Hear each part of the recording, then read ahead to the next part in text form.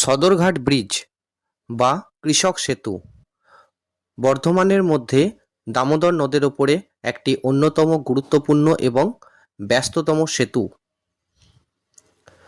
1977 সালে এই সেতুটির উদ্বোধন করেন তৎকালীন পূর্তমন্ত্রী শ্রী মনোহর সেন মহাশয়।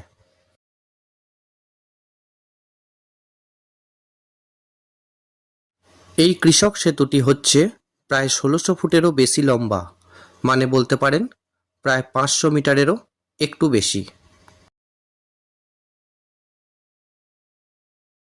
এই সেতুটির ওপরে যে কৃষক দম্পতি এবং যে বাউলের মূর্তিটি আপনারা দেখতে পাচ্ছেন, সেটি তৈরি করেছিলেন ভারতের তথা বাংলার প্রখ্যাত শিল্পী শ্রী হরিহর দে মহাশয়।